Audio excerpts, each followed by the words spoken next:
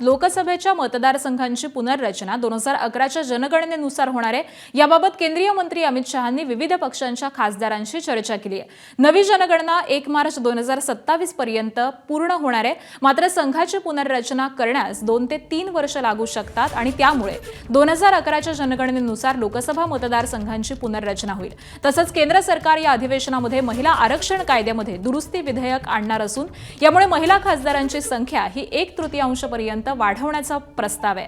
त्यामुळे लोकसभेतील सदस्यांची संख्या ही 816 पर्यंत वाढू शकते, तर महिला खासदारांसाठी राखीव असलेल्या जागांची एकूण संख्या ही 273 होईल। 2029 मध्ये याच विधेयकानुसार लोकसभा निवडणूक होईल।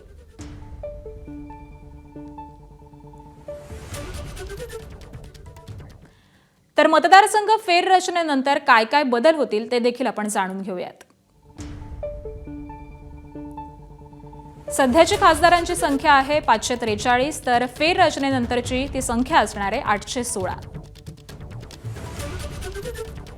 महाराष्ट्रातील खासदारांची संख्या सध्या 48 आहे आणि फेररचनेनंतर ती 72 होणार आहे। सध्या महिलांसाठी आरक्षित जागा 0 आहेत, तर फेररचनेनंतर त्यांची संख्या ही 273 असणार आहे।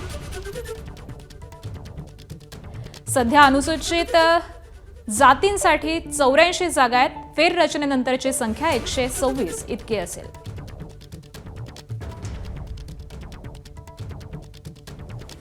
सध्या अनुसूचित जमातींसाठी 47 जागा आहेत आणि फेररचनेनंतर 70 जागा असणार आहेत।